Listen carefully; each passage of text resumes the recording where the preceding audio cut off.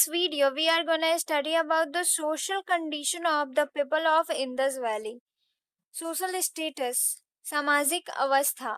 On the basis of remains obtained from the excavation, some idea can be made about the social life of the Indus Valley civilization. The society of the Indus Valley was divided into three classes. तो वहाँ के अवशेषों को खुदाई में जो अवशेष मिले उनके आधार पर वहाँ के सामाजिक जीवन के बारे में अंदाजा लगाया जा सकता है। सो वहाँ का जो समाज था वो तीन भागों में विभाजित किया हुआ था, तीन भागों में बांटा हुआ था। Do not have complete information about this, since in the since in the world civilization of the time, such as Egypt, Sumer, etc., society was mainly divided into three categories. So we can infer that situation would have been similar here too.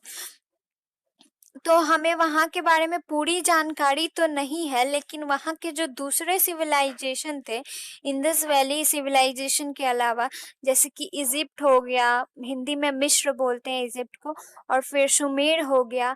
तो Egypt और सुमेर में भी जो मुख्यतः जो society थी, उस समाज था, उसे तीन भागों में विभाजित किया गया था।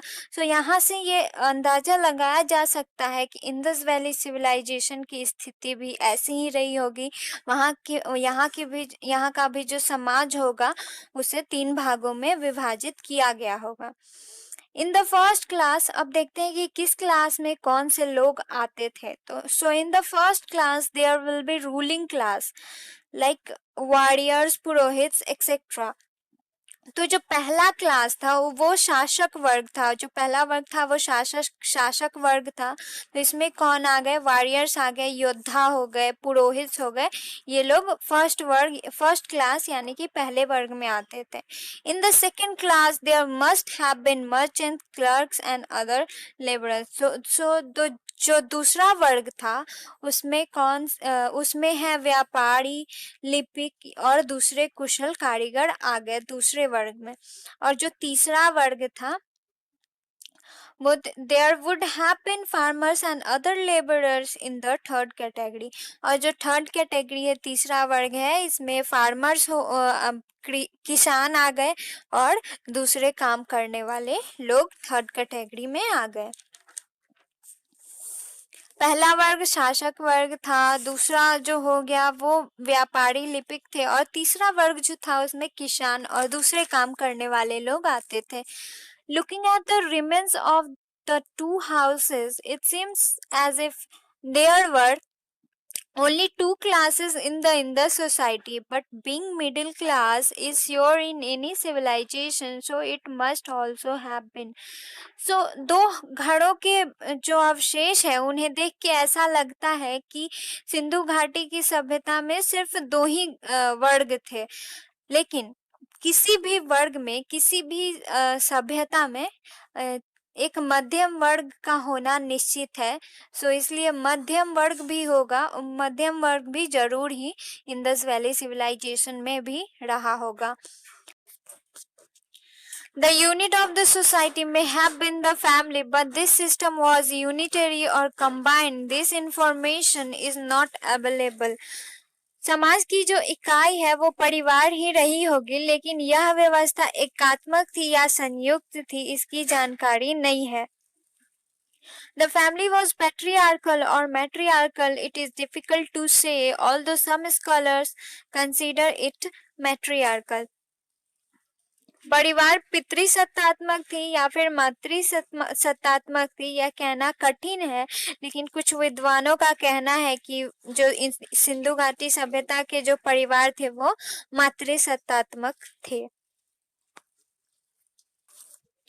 We have enough information about the food, clothing, jewelry, furniture, entertainment and burial method of the people of Indus Valley.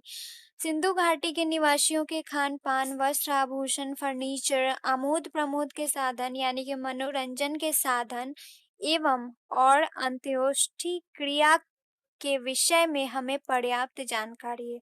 अंत्योष्टि क्रिया यानी कि वहाँ के लोगों की जो मृत्यु हो जाती होगी तो वो लोग जो डेड बॉडी होती होगी उसका जो क्रियाक्रम होता होगा वो कैसे करते हैं, इन सभी के बारे में काफ़ी जानकारी है।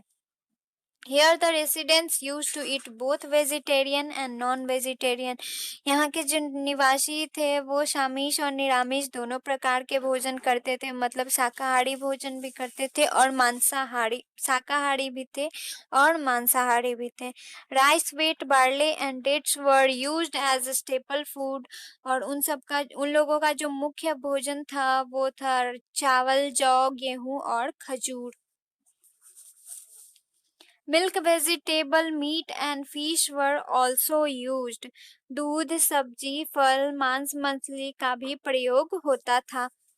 Both cotton and wool were used in clothing.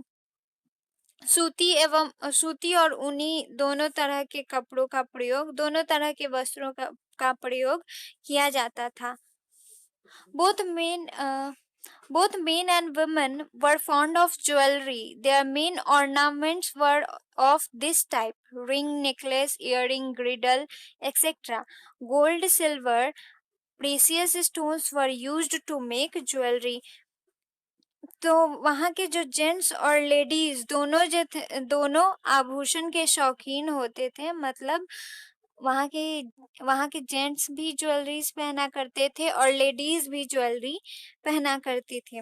उनके कुछ प्रमुख आभूषण इस प्रकार के थे: अंगूठी, हार, बाली, करधनी इत्यादि। आभूषणों को बनाने के लिए सोने, चांदी, बहुमूल्य पत्थर आदि का इस्तेमाल किया जाता था। तो उन आभूषणों को, वो जो ज्वेलरीज होते थे, उन्हें बनाने के लिए सोने, चांदी और मूल्यवान पत्थरों का उपयोग किया जाता था। Bones and baked clay ornaments were also made. हड्डी और पक्की मिट्टी के भी आभूषण बनते थे। There was a practice to keep different types of hair style, और ये भी हर तरह का हेयर स्टाइल रखने का भी प्रथा था, मतलब लोग दूसरे तरह से अपने बाल बांधा करते थे। They knew the use of mirror and comb. उन्हें कंघी ऐनक की भी जानकारी थी कि कंघी ऐनक का प्रयोग कैसे किया जाता था, उन्हें ये पता था। There was also a custom of paint leaves and nails. और वहां पे ओठ और नाखून रंगने की भी प्रथा थी। They used clay and metal utensils in the houses. वे घरों में मिट्टी और धातु के बर्तन का प्रयोग किया करते थे। Baskets were woven to carry luggage. और सामानों को ढोने के लिए टोकरियां बुनी जाती थी। Mats, benches, chairs, beds, चारपाईज are also used in the houses. और वहाँ के घरों में चटाई, बेंच, कुर्सियां, पलंगों और चारपाइयों इन सारी चीजों का भी उपयोग किया जाता था। Possibly lamps were lit for illumination. और संभवतः रोशनी के लिए दिए जलाए जाते होंगे। There were various means of programming such as hunting of animals and birds, playing chess, etc. और वहाँ पे मनोरंजन के भी बहुत से साधन थे, जैसे कि जानवरों, पक्षियों और जानवरों का शिकार या फिर चेस खेलना इत्यादि। Small children used to play with clay toys. और जो छोटे बच्चे होते थे वो मिट्टी के खिलौनों से खेला करते थे। There are a sufficient number of toys in excavation. खुदाई में पर्याप्त संख्या में ऐसे खिलौने मिले हैं।